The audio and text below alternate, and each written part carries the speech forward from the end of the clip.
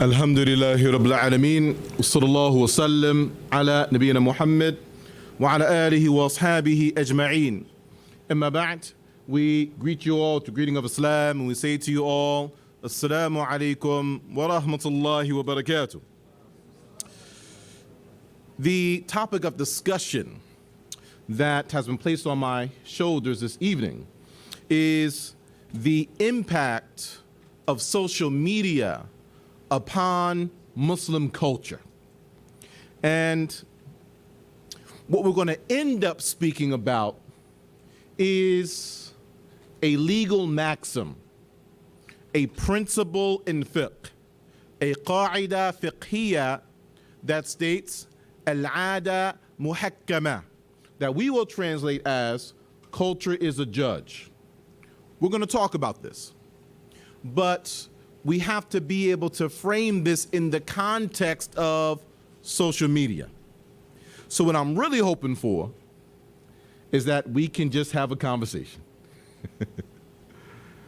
What I'm really hoping for is that I can be a bit vulnerable with you all and just talk, if that's okay with all of us. Now, to have this conversation properly, I need to kind of bring you all back in my life a little bit. In a different lifetime, when I first started college, I was a major in computer science. I did some study of computer science in high school that carried over to college. And programming was a big thing at that time, right? Of course, there's coding now and all that type of stuff that's leading to these algorithms, and we hear the word algorithm, right? But when I started out, it was programming language. Hopefully I'm not dating myself, all right? And I started learning programming language in the C++ language. When I get to college, we're taking this class, computer programming class it was, right? And we're learning about the history of computers. And we're learning about the history of the internet. Now, most of us may have the understanding that the internet, when it was officially made available to the masses of the public, my understanding is that was in the year 1996. Okay? Now, at this time when I'm taking this class, it's 1998, right? Where we're learning programming and this type of a thing in the language C++. Now, what the professor taught us, this is like the first couple classes, that what we think is this new thing called the internet that's about 30 years old now has been in existence since 1945, okay? During World War II. And that originally it was a tool/weapon utilized by the military in order to transfer information much faster, all right? So we think we're getting something in 1996, but 50 years before that, it was already in use, albeit a rudimentary form, albeit a lesser form, okay? So park that in your minds. Then we have to speak about, in order to speak about social media,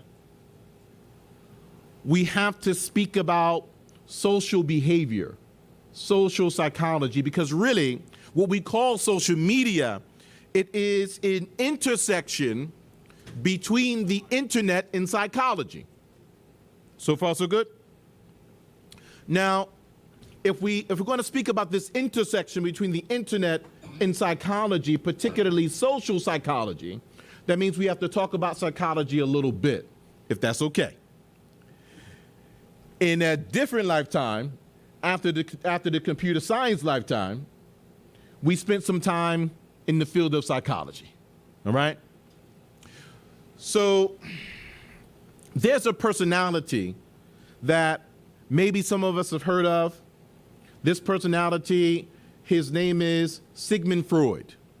You ever heard of this name, Sigmund Freud, by chance? All right. When you're studying psychology, on the front of it, you learn something about the history of psychology and how it kind of developed. And what we call psychology today is roughly 150 years old. It's not that old, what we call psychology today, right? It had renditions of it before that.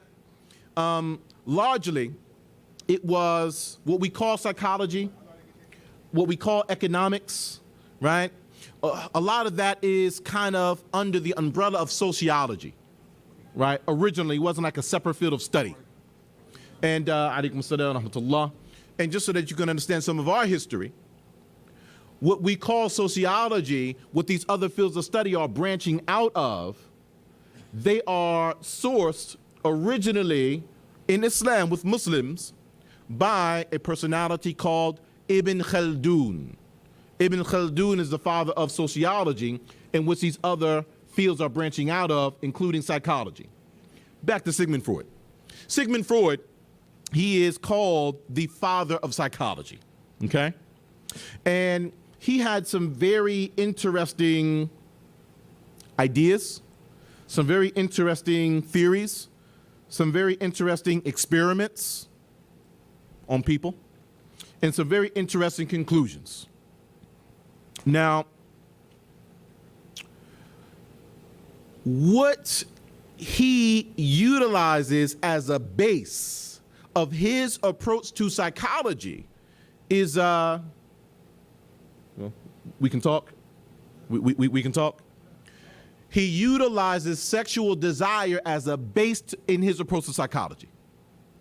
So, in his approach to psychology, the large amount of human decision-making, behavior, and desire is premised upon sexual desire, even at the level of a baby who isn't even an infant yet. In his expressions, even a baby, when a baby is first born and a baby is crying, in his understanding, that's coming from the base of a sexual desire that hasn't fully been developed yet and can't fully be expressed yet.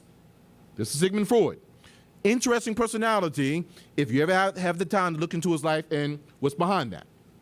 Now, that's Sigmund Freud to give you an idea, right? This is the father of psychology. This is the field of study, the study of the human mind. That's what psychology is. And then from that, we begin to understand behavior. People do things. Why are people doing certain things? And what can lead people to do other things? That's psychology. Now, we're going to take the next step. Sigmund Freud has a nephew. His nephew is a gentleman by the name of Edward Bernays. We probably haven't heard that name before. Edward Bernays, no? You have, huh? All right, my man's in them. All right. So if you don't know his name, you are going to recognize his work. Edward Bernays was the first individual to take the principles of Sigmund Freud and apply them to the masses. Okay? To take the principles of Sigmund Freud and starting to sell them to governments and to corporations in order to get people to comply, in order to get people to exude certain behaviors. So far, so good. Now, in this space, because their understanding is that we are doing what we're doing based on desires, then they began incorporating desire into advertisements, desire into messaging. Let's include emotion and feeling more than logic and truth, because that will get the people to do what we need them to do. All right? Edward Bernays, He's born in 1891. He passes in 1995 at the age of about 103. He lived for over a century, all right? So he's working. He's getting wealthy doing this. Now, some of us, maybe we weren't living during this time, but we recall something. During World War II, a lot of people died in World War II, right? Globally. And what was going on in America is that there were so many men dying that we didn't have the workforce that we needed for these corporations to continue to put forth the labor in the product that they were producing, right? That's the industrial age, right? We're no longer in the industrial age, we're somewhere else, right? Okay, fine. So if we don't have the men to do this work because they're dying in these wars, what do we have if we don't got the men? We got women, right? All right. So this becomes that iconic image, maybe we've seen it, of a woman with her arm like this, right? And with the muscle in her arm. That's Edward Bernays' work, right? That's Edward Bernays, right? When they used to have those billboards and they want to sell cigarettes and cigars, and they used to have this puff of smoke coming out of the billboard. This is Edward Bernays. This is his work, right? The idea is sometimes we see, right? I'm going to talk to us like we us, if that's okay, right? Everyone has seen a commercial of a vehicle, of a car, right? It's about a car to drive to get you from point A to point B. That's what it's about. But somehow, more often than not, what is utilized to sell that vehicle? A woman. Why? What does a woman got to do with the car and driving from point A to point B?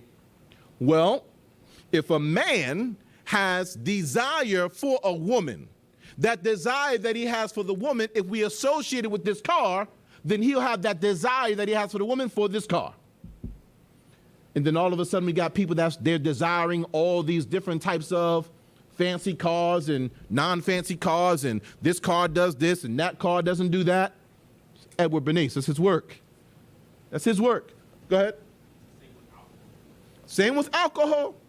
The same with alcohol. Same deal, right? Same deal, right? Have a good time, right? It's at the party, right? Alcohol. All this stuff is not how advertisements were if you go back to the 1700s and throughout many of the 1800s, all right? Edward Bernays, this is his work. Now that we understand this, and he's also being employed, again, that's on the corporation side. He's being employed by varying global governmental bodies as well in order to learn how to get people how to comply. We want the people to do this. They're not going to want to do it. Help us get them to desire doing it. All right? That's his work. All right. So we have the internet, and eventually we come into this thing that we call social media, right? The internet merges with social media. Now, I'll ask you, what is the purpose of social media? What's this? Why is it there? Go ahead. I'm going to roll the dice. Let's go with both. Huh? All right, the purpose and the claim. What is the purpose? Let's start with the claim. What's the claim of social media's purpose? Go ahead. The claim is to bring people together. That's the claim. You're right. Right? We have, the world is all one village now, right? We can open up these eyes and see across the other side of the world what's going on in real time. You can even go on NASA's website, see what's going on out of space in real time now, right? We got these eyes everywhere, right? We can connect, right? We have these apps. We can talk to somebody on the other side of the globe in real time and all of that, right? Good. That's the claim. What's the purpose? Control. Okay, control. We got to control it. We got to control. Open for our sisters as well for you guys to jump in. Go ahead. Monopolize. Okay. To attain a monopoly on what? Right, we're not wrong. You said chaos. Go ahead. Minds and the hearts of the people. All right. You ever notice how the overwhelming majority of these social media apps are free? That they're free, right? You can get on Facebook for free, right? Get on Instagram for free, right? Twitter for free. Oh, I'm sorry, X. You get on X for free, right? If you're an opponent of that, you can get on Threads for free, right? What else we got? We got TikTok for free, right? You can get on for free, right? We get on for free. If you can use it for free, you're the product. You're the product. They in business. You don't realize these companies that they like not multi-million dollars companies, not deca-million-dollar companies.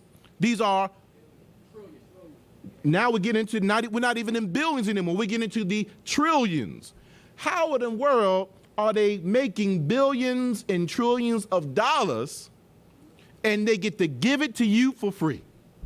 We ever think about that? Go ahead. Because our personality traits are the new currency. You're right. You the product. I'm the product. We the product. It is there. While we get on there, we have fun and all that. We give them all our information. Everything about what we want, what we desire, what we're into, who we with, who we not with, right? So then we're giving them data. So now we're beyond Sigmund Freud. We're beyond Edward Bernays. Now on top of that, they get to apply those principles specifically to your personality type to get you to desire exactly what they believe they can sell to you as an individual. And it's going to be different for each one of us. It's data collection. The algorithms are collecting data about you. Right? You ever wonder that when you log into it, you got to give them your name, you got to give them your date of birth. They want you to know, they want to know like where you're from, right? They even got to click the button, location. It's on there, right? And what you doing while you at that location, right? And then you wonder, oh man, I was just talking about that. Why is an advertisement popping up on my phone? You see? That's where the money's being made at. They are selling your information to other companies so that they can market their product to you. Make no doubt about it. Facebook and Instagram and Twitter, X, Threads and TikTok, right? They are marketing companies. They are making their money in advertisements, all right? And either you eat or you are the food. There's no in between with that, all right? This is what's going on with that.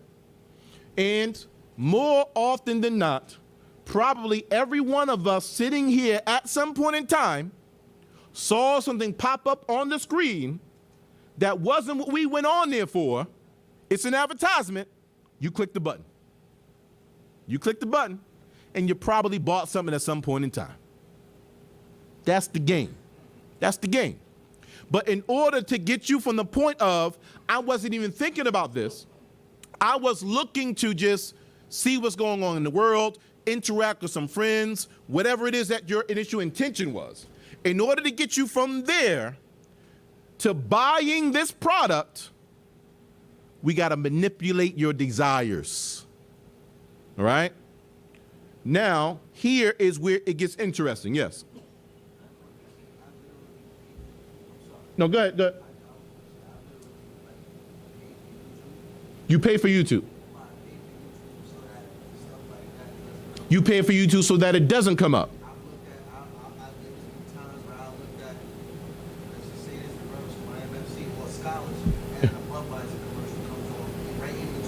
Correct. You pay for, okay, so you're on YouTube, you're looking at Imam Muslim Family Center, you're looking at Sheikh Ali, you're looking at Sheikh Abu Sajid, and a Budweiser commercial comes up. What does this got to do with that? Right? And I feel like they know that, and this is my opinion, I feel like they know from the Muslims that this is wrong. And they purposely put that. I've seen it numerous times where they put alcohol. It could be alcohol or something. Something else that we don't believe in and don't want to participate in comes up. Specifically they know that the Muslims do not believe in this. Uh, They put it on. Okay. That's not a cookies, milk. I mean, like literal Cookies and milk, huh? Okay, go ahead. It's also utilized for government surveillance, our brother says. You're not wrong.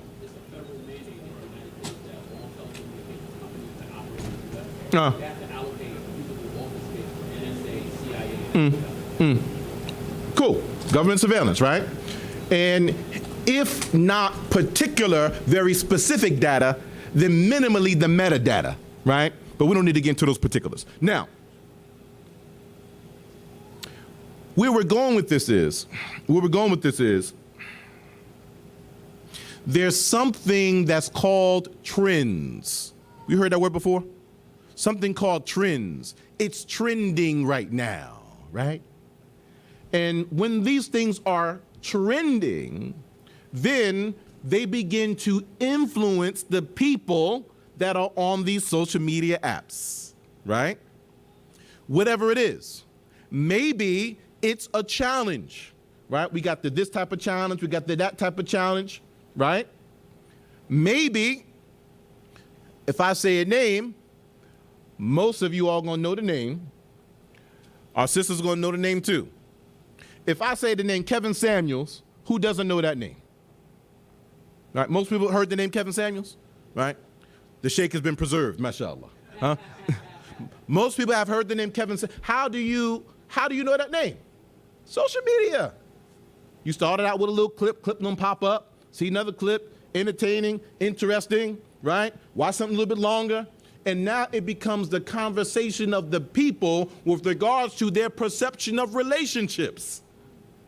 Even the Muslims, even Muslim men, even Muslim women are impacted one way or the other, over and over and over again, right? We're to the point now where, did you know that this year, 2023, was the first year that streaming apps have exceeded cable with regards to people's observance and participation in them. Cable is going down.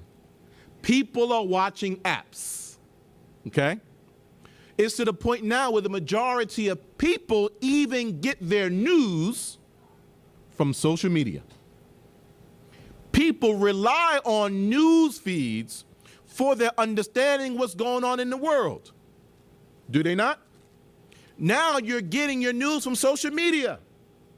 So then, if that holds true, and for whatever reason, we need to gaze the people in a particular direction, or we need to distract the people so that they're not looking in that direction, we're going to tell them all this.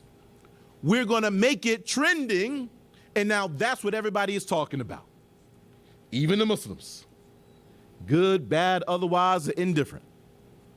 We see how this works? And now we are in a space of social engineering.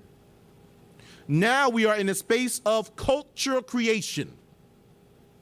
There is culture that is being created that has not existed ever before in this country, and in a very short period of time, it becomes normal. It becomes normal, right? Now we have to talk. We have to talk about gender identity, right? This is we got to talk about gender identity, right? We have to memorize acronyms now and know what they mean. LGBTQIA+. That's the popular vernacular, right? We got to know what this means and have these type of discussions now. What's pushing all of that? Where's it coming from? Social media. Social media. Everybody's not watching cable. Everybody's not watching every single movie. You turn on that app though, right? Whatever your flavor. You a Facebook person because you are 30, 40 plus, right? You an Instagram person, right? Because you 20, 30 plus. You a TikTok person, right? because you're younger than that, whatever your persuasion, we got you. And we're going to put this stuff in there. And now it's a part of the society as a whole. Okay? Now it's impacting culture. All right? And because the internet moves faster than any other form of communication that we have to present, now we can maximize and we can expedite, we can make faster the principles of Sigmund Freud and Edward Bernays. We can put all that on hyperdrive now, right? Create these desires, you thinking about stuff that you don't realize you weren't even thinking about it until you saw it there. Right? Let's talk about the design of it and what it is meant to do, all right? So from a psychological standpoint, our brain has a reward system, okay? Our brain rewards us for things. So when you have an achievement that you have achieved, your brain rewards you for that. When you're being recognized, your brain rewards you for that. When you're getting attention, your brain rewards you for that in the form of dopamine. Absolutely. So then your brain releases dopamine and then you feel good. Okay? Social media is designed to give you the reward of achievement in seconds. You're not doing no work to attain information. You're not doing no work to attain entertainment. It's just right there in front of you. And all you got to do, well, whatever finger you use, right, is keep scrolling. And forever, it just keeps coming up and you get another hit and another hit of dopamine for whatever your flavor is. Because the more you do it, the more what you see is going to be curtailed to what you're interested in and what you desire. Right? So you get this constant dopamine hit. Right? It's like a drug. This is why people get addicted to social media. It is the dopamine that it releases in your brain. Tell me I'm crazy. Go ahead. Speaking of dopamine, it's another factor from the studies. Same dopamine levels that a person uploads when they see depictions of violence. Yes. They're the same levels that when they see depictions of sexuality. Subhanallah. Our brother is saying that there are studies that explain to us that the dopamine levels that we experience when we see violence are similar to the dopamine levels when a person is having a sexual experience, right? That still sounds like Edward Bernays' work to me. Go ahead. So are we speaking about a physical chemical inside the body? A chemical inside the body, absolutely. Absolutely, right? We produce it naturally. We produce it naturally in our brains. Our brain has a reward system for us to encourage us to do things that are rewarding to us. Right? And this is actually one of the challenges. We won't go off on this tangent. This is actually one of the challenges. I see you, Sheikh. This is actually one of the challenges that exist with self-medication, with drugs, right? Because of the reward system, the drugs put that on hyperdrive, right? And then you start chasing that effect. And eventually, whatever that drug is doing for you, certain drugs, you build a physical dependence, meaning what your brain produced naturally, your brain stops producing it, so now you need the drug in order for your brain to produce it so that you can have the experience. That's the addiction. Sheikh. Basically, you answered the question I was going to say. Go ahead. The same feeling that somebody that's on narcotics want is dopamine that sends them to it. Uh-huh. Correct. 100% correct, right? So now that we had this discussion, we know what's going on with social media. We see the impact that it has on the Muslims and why. We see what's behind it, right? That's what's behind the curtain, all right? Now we're going to take the next step. And we're looking at the clock here. The next step is this. Is it wrong to have culture in Islam? No? As long as it doesn't go against the Sharia? Our sisters as well, we're talking to all of us now. Is it wrong for us to have a culture? No. Okay. So if we know that culture creation is being employed against us or in order to get us to comply or otherwise desire or think or do certain things, control our behavior. If we know that, and we know that it's allowable for us to have a culture, then the question becomes, how do we understand culture in context of our Sharia? Because what we're up against is being socially engineered. So then we need to understand culture from an Islamic context, right? It's so deep now, right? You don't gotta go out to some performance and see something. You don't gotta look on your TV screen. It's in your pocket on your phone, right? And we're getting to the point now. We're getting to the point now where they want to bring it beyond your pocket on your phone, right? Now it's virtual. We're entering into VR now, right? Put it right in front of your face, right? And make you think it's a world out there that it ain't real, right? Okay, how do we understand culture in Islam? Can we have culture? You say, yes, we can have culture. We can have a culture? Okay. What is Muslim culture? Now we're turning back around. We're going to get back to the principle we started with, the legal maxim, the principle in fiqh, qaida fiqhiyya, al-'ada muhakkama, culture is a judge. Is there Muslim culture? Is there such thing as Muslim culture? You say yes? What's that?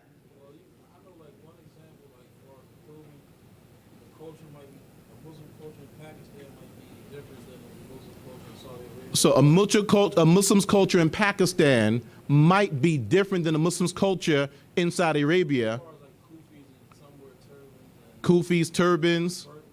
purpose and abayas and stuff like that. It's just using like that. You know what I mean? That's culture. You say that's culture. Okay. Go ahead, Sheikh. Ethnic culture. So you're not saying Muslim culture, you're saying ethnic culture. Okay. Okay, good. So we're going to ask a question and we're going to talk about this principle, right? Today, under this sweater, I'm wearing something that we call a thobe, right? And many of our brothers wear something called a thobe, right? Now, I'm not telling you to not wear a thobe. I'm just saying we're going to talk about it, all right? Let me ask you this. As regular daily dress, was the Messenger of Allah sallallahu alaihi wasallam wearing something called a thobe? No? You say no? He was wearing something called a rida and a nizar. Yes, no? There was an upper shirt-like garment, right? Shirt-like, vest-like garment. And then the lower garment that is very popular in this particular city, right? That we call a nizar, right? So then why are we wearing a thobe and then associating it not just with Islam, we associate it with religiosity. Somehow we're more religious if we wear this garment that y'all wearing and I'm wearing it too. Where's that coming from? If this is not the regular dress of the Messenger of Allah sallallahu alaihi wasallam, one person says Saudi Arabia, who else says, what do we say? Where's it coming from? Yes. Cultural colonization. Go ahead. It's a culture of whatever lane you in. Okay.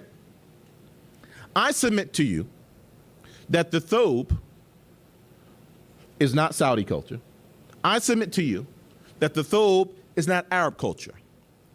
If you go back to the time of the Salaf, right around the third generation or so, you begin to see a bit of a shift where the thobe becomes popularized.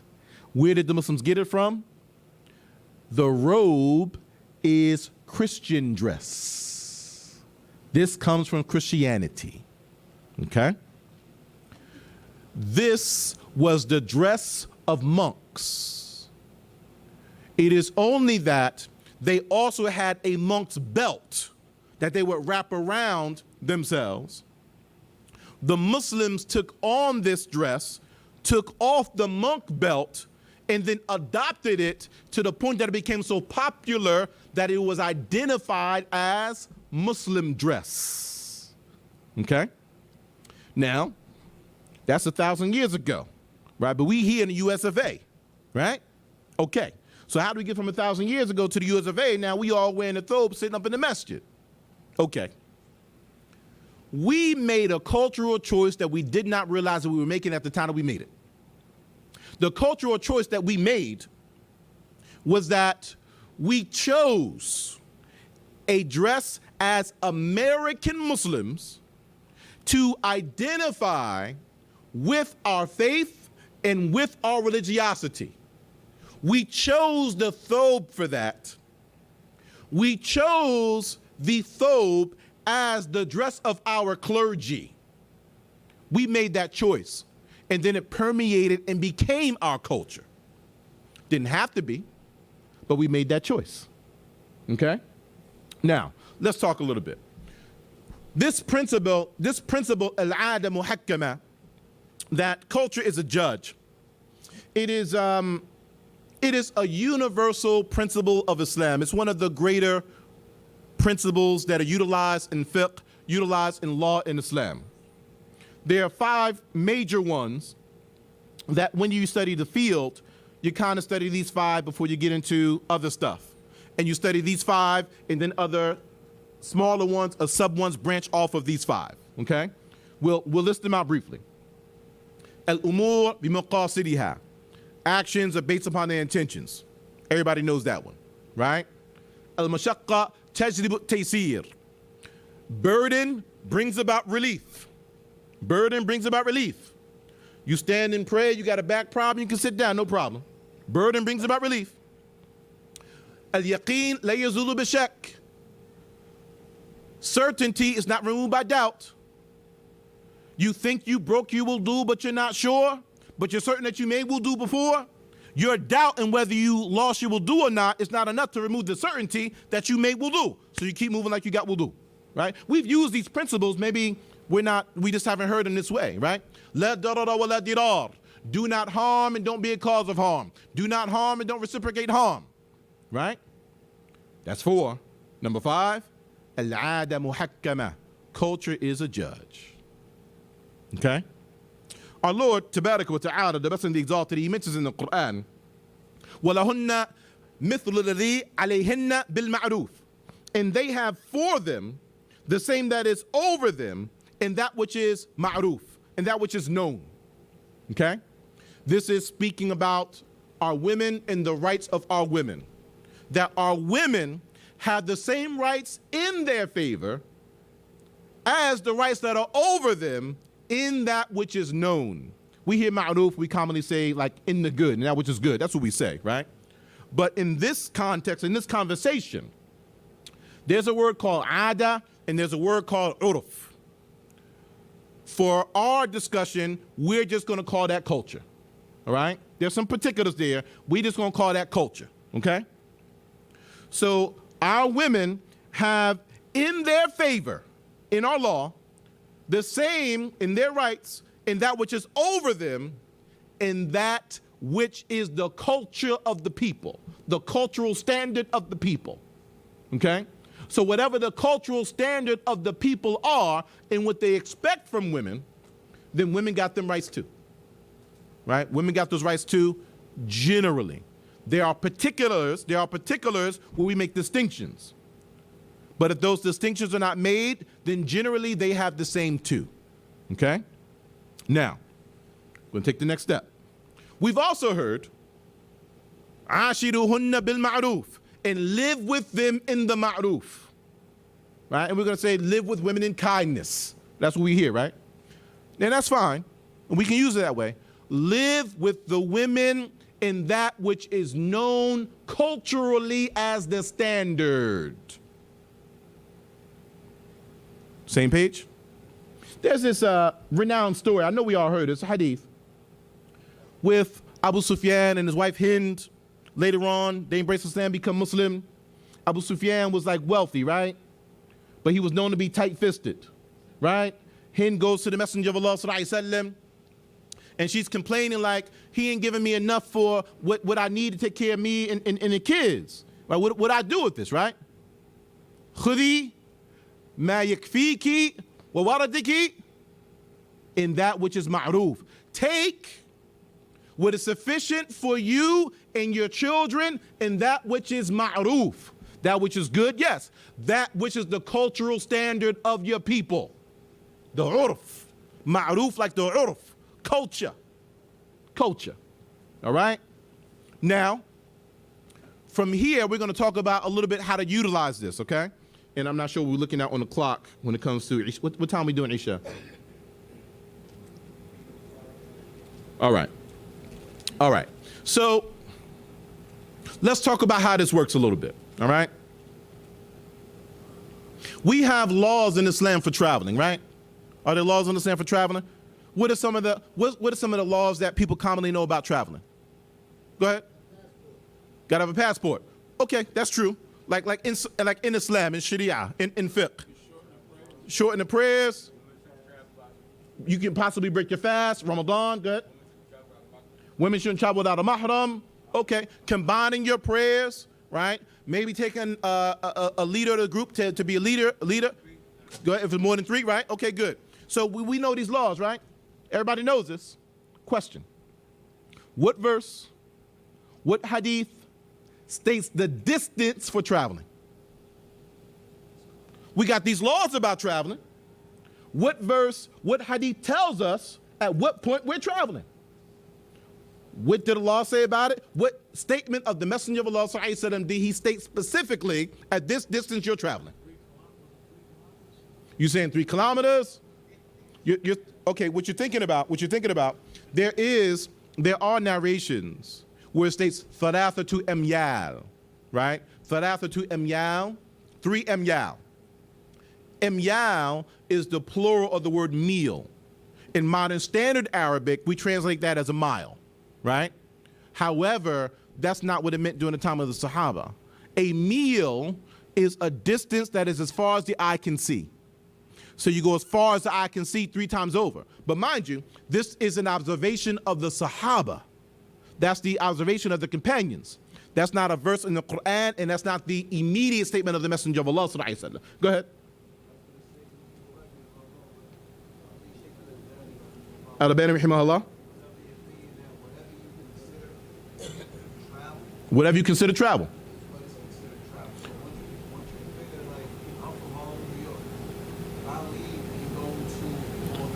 Oh, you from Harlem? Word is bond, son. Now go ahead.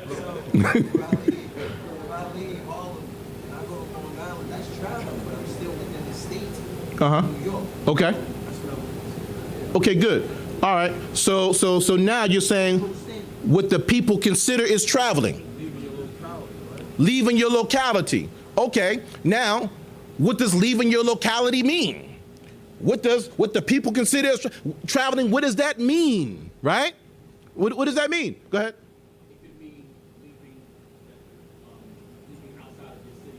It could mean leaving outside of your city limits. Go ahead. Some of the scholars say like there's a certain amount of miles. Certain scholars say it's a certain amount of distance. And then some people say, like you said, city. But Mm-hmm.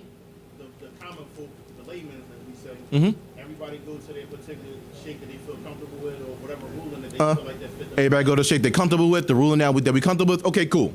Now, we don't want to discuss the particulars of this particular academic issue. We utilize this as an example. One of the views amongst scholarship is that it is based on what the people in that time and in that place and in that locality consider to be traveling, then you're traveling. The only way to determine that is culture. All right? Now, we're going to talk a little bit more about how to use this principle. All right? So you can use it in your lives on a daily basis. Okay? Now, whenever there is something stated in the Sharia, something stated in our legislation, and it's just left open, it's not clearly defined, like the distance of traveling, right? If it's not clearly defined, then the definition of it becomes al-'ada muhakkama, the culture of the people as a judge. That then now fills in that color for us, in the details for us. And what the culture may be in America might be different than the culture in Brazil. And what the culture in Philadelphia may be like may be different than the culture in Harlem. There may be a subculture inside of the culture, and that's okay. That's okay, right? All right, we're going to give you another example. Then we're going to move forward with this. A little bit of fun, okay? We got a little bit of fun? All right. Now, well, I'm going to say this one first just to mess with y'all, and then we'll talk about what I want to say. If I say the word sit down, that means something to y'all, right? That means something to y'all? Y'all sitting down right now, but that's not what y'all thought about when I said that. Right? What verse, what hadith says sit down? I submit to y'all that y'all created that. That sound crazy? Let's take this a step further. A little bit of fun. The part of the sit down that everybody wants to get to, they want to see this woman. The brothers ain't got quiet and all that, sisters. They ain't got quiet. Okay. What verse or what hadith specifically states what can or cannot be seen of her?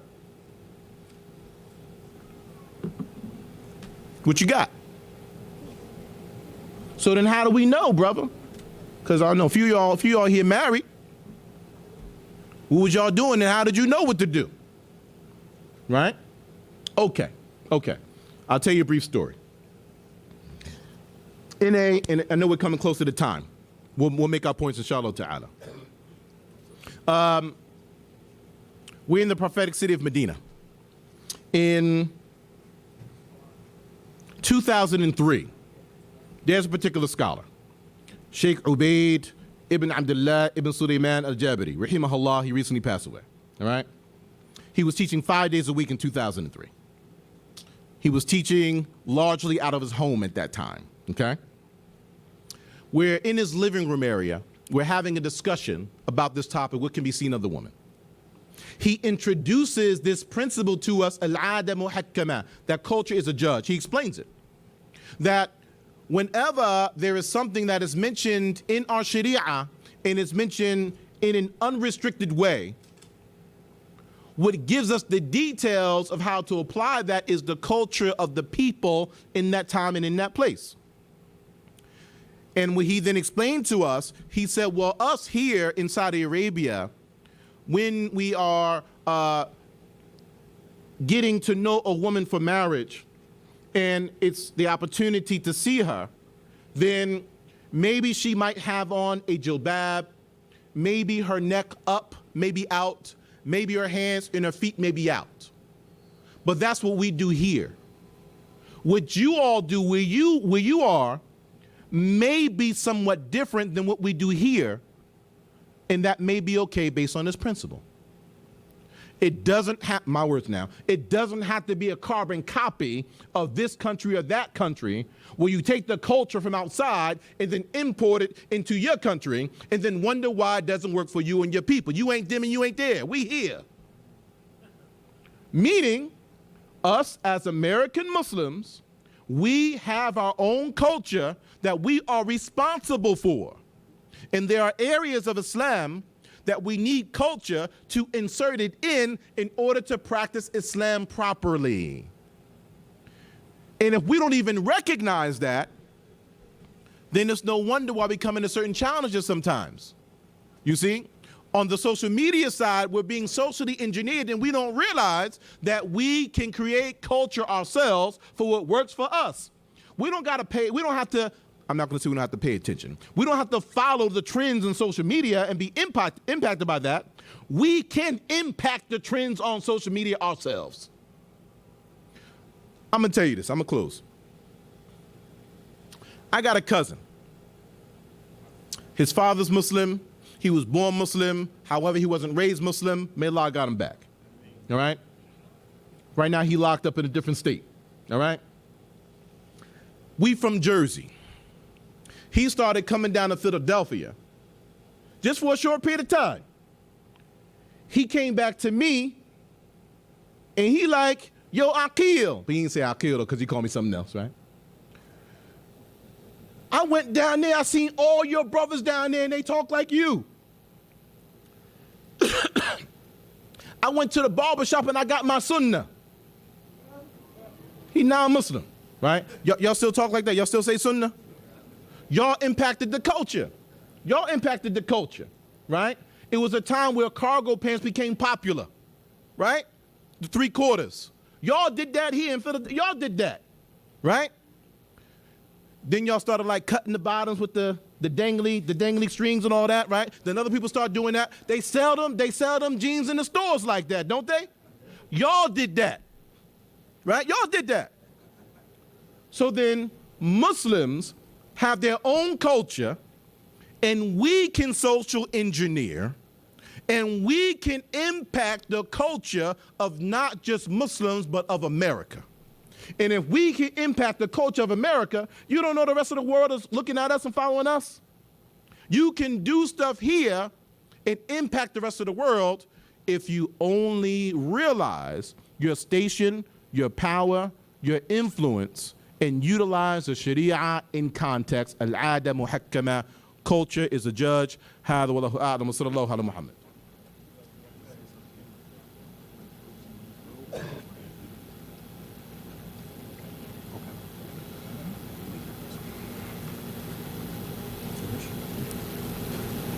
Jazakallah khair. Jazakallah khair, Sheikh Aqil, Ingram, for that very informative piece. Hopefully, inshallah ta'ala, we can take this and implement it the best way that we can as we move forward. So as of right now, inshallah ta'ala, it's time for Salatul Isha. And we're going to call the adhan and pray. And then after Salatul Isha, inshallah ta'ala, I will come on and I will talk about how social media is destroying our marriages and our families. And then after that, inshallah ta'ala, we'll have a panel discussion with all of the imams here. And if you guys have any questions or inquiries, inshallah, we'll address that at that time. Jazakumullahu khairan.